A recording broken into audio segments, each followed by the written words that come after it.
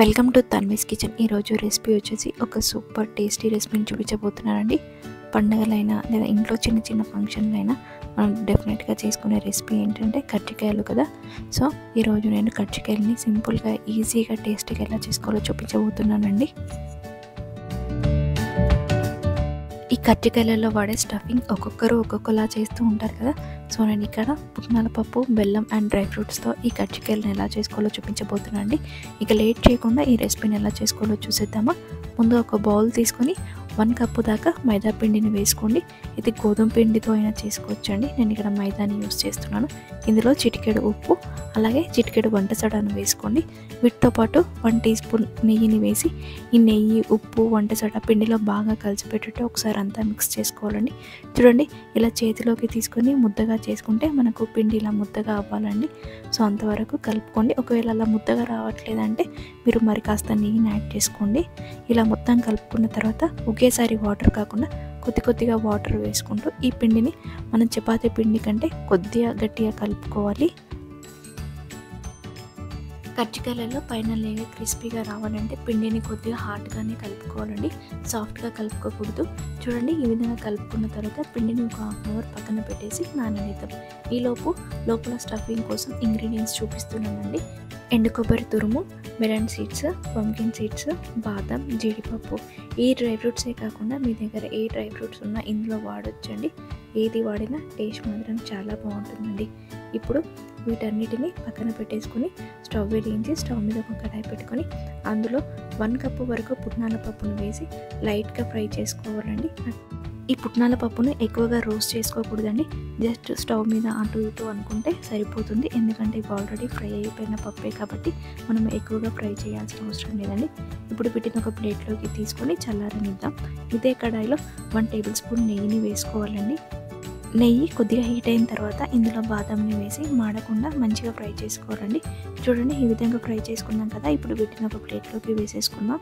ఇదే నెయ్యిలో మెలన్ సీడ్స్ని కూడా వేసుకొని వీటిని కూడా కొద్దిగా రంగు వచ్చేంత వరకు ఫ్రై చేసుకోవాలండి. మెలన్ సీడ్స్ కూడా వేగిపోయాయండి. వీటిని కూడా ఒక ప్లేట్లోకి వేసుకుందాం. తర్వాత పంకిన్ సీడ్స్ని కూడా వేసుకొని వీటిని కూడా కొద్దిగా రంగు వచ్చేంత వరకు వేపుకొని వీటిని కూడా ఒక ప్లేట్లోకి వేసేసుకోవాలి. చివరిగా కాజును కూడా వేసి వీటిని కూడా మంచి రంగు వచ్చేంత వరకు ఫ్రై చేసుకొని ఒక ప్లేట్లోకి వేసుకుందాం. ఈ ఫ్రై చేసుకున్న పప్పులన్నింటినీ పూర్తిగా చల్లారనివ్వాలండి. ఈ డ్రై ఫ్రూట్స్ చల్లారేలోపు ఒక మిక్సీ జార్ తీసుకొని అందులో ముందుగా ఫ్రై చేసి పెట్టుకున్న పుట్నాల పప్పును వేసుకోవాలండి. మనకు ఈ పుట్నాల పప్పు ఫైన్ పౌడర్లా అయ్యేటట్టు మిక్సీ పట్టుకోవాలండి. వీడియోలో చూస్తున్నారు కదా, ఈ విధంగా ఫైన్ పౌడర్లా చేసుకొని వీటిని ఒక గిన్నెలోకి వేసుకోవాలి. మరి కాస్త మిక్సీ జార్లోనే ఉంచి అందులో స్వీట్నెస్కి తగ్గట్టుగా బెల్లాన్ని వేసుకోండి. ఈ బెల్లం వేసుకున్న తర్వాత అందులో ఫ్లేవర్ కోసం 3 ఇలాచీలను కూడా వేసి మళ్ళీ ఒకసారి మిక్సీ పట్టుకోవాలండి. ఈ విధంగా చేయటం వల్ల మనకు బెల్లం ఎక్కడ ఉండలు లేకుండా ఈజీగా మనకు పిండిలో కలిసిపోతుందండి. తర్వాత ఇదే మిక్సీ జార్లో బాదం, జీడిపప్పు, మెలన్ సీడ్స్, పంకిన్ సీడ్స్ అన్నిటినీ వేసి వీటిని కూడా మెత్తగా కాకుండా కొద్దిగా బరకగా పప్పుగా ఉండేటట్టే మిక్సీ పట్టుకోవాలండి. వీడియోలో చూస్తున్నారు కదా, డ్రై ఫ్రూట్స్ని ఇలా బరకగా మిక్సీ పట్టుకున్నాం. ఇప్పుడు ఈ పౌడర్ని కూడా మనం ముందుగా మిక్సీ పట్టి పెట్టుకున్న పుట్నాల పొడిలో వేసేసుకుందామండి. ఇప్పుడు ఈ పొడిలోనే ఎండు కొబ్బరి తురుమును కూడా వేసి మొత్తం ఈ పొడిలన్నీ కలిసిపోయేటట్టు ఒకసారి అంతా బాగా మిక్స్ చేసుకోవాలండి. పొడులన్నీ కలిసిపోయేటట్టు ఈ విధంగా మంచిగా కలుపుకున్నాం కదండి. మనకు కజ్జికాయలలో లోపల స్టఫింగ్ రెడీ అయిపోయిందండి. ఇప్పుడు దీన్ని పక్కన పెట్టేసుకొని స్టవ్ వెలిగించి స్టవ్ మీద ఒక కడాయి పెట్టుకొని అందులో డీప్ ఫ్రైకి సరిపడా ఆయిల్ని వేసి హీట్ చేసుకుందామండి.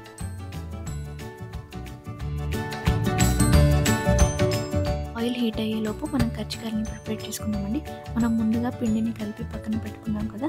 సో ఆ పిండిని తీసుకొని మళ్ళీ ఒకసారి అంతా మ్యాష్ చేసుకొని కొద్దిగా పిండిని తీసుకొని ఇలా చిన్న చిన్న ఉండలుగా చేసుకొని పక్కన పెట్టుకోవాలండి. చూడండి, పిండిని చిన్న చిన్న ఉండలుగా ప్రిపేర్ చేసుకున్నాం కదా. ఇప్పుడు వీటిని పూరీలా చేసుకోవాలండి. అందుకోసం ఒక పీట తీసుకొని అందులో ముందుగా పొడి పిండిని వేసి మనం ప్రిపేర్ చేసుకున్న పిండి ముద్దను పెట్టేసి వీటిని ఇప్పుడు చిన్న చిన్న పూరీలా చేసుకోవడమే అండి. మనం ముందుగా ప్రిపేర్ చేసుకున్న పిండి ముద్దలను తీసుకొని ఇలా అన్నిటిని పూరిలా చేసుకోవాలండి. ఇలా ఒకేసారి అన్నిటిని పూరిలా చేసుకోవటం వల్ల మనకు పని ఈజీ అయిపోతుందండి.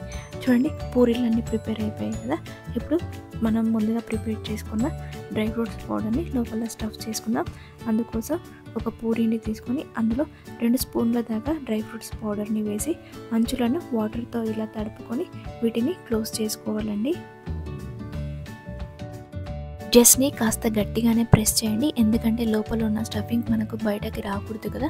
సో ఈ విధంగా గట్టిగా ప్రెస్ చేసిన తర్వాత ఈ కజ్జికాయని చేతిలోకి తీసుకొని ఇలా ప్లెయిన్గా ఫ్రై చేసుకున్నా సరే అండి, లేదంటే ఇలా చేతి వీళ్ళతో ఏదైనా డిజైన్ అయినా ఇవ్వండి. మీరు వీడియోలో చూస్తున్నారు కదా, నేను ఈ విధంగా అంచుల్ని చిన్నగా ఫోల్డ్ చేస్తూ డిజైన్ ఇస్తున్నానండి.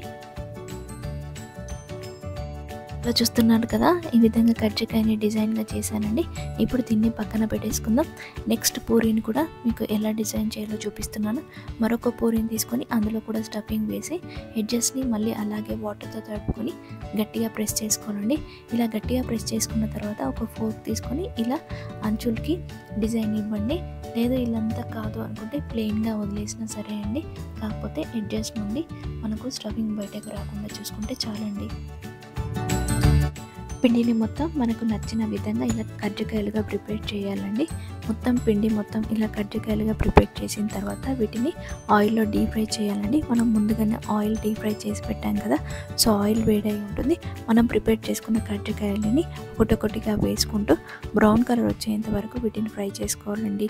ఇవి ఫ్రై చేసేటప్పుడు ఒక చిన్న టిప్ అండి, ఫ్లేమ్ అస్సలు హైలో పెట్టి వీటిని ఫ్రై చేయకండి. పైన కలర్ వచ్చేస్తే కానీ లోపల అస్సలు వేగవు. సో మీడియం ఫ్లేమ్లోనే ఉంచి వీటిని మంచి రంగు వచ్చేంత వరకు ఫ్రై చేసుకోండి. మీరు వీడియోలో చూస్తున్నారు కదా, ఆయిల్లో కజ్జికాయని వేయగానే వేడి వేడి నూనెను ఇలా పైనుంచి వేస్తూ వీటిని ఫ్రై చేస్తున్నాను.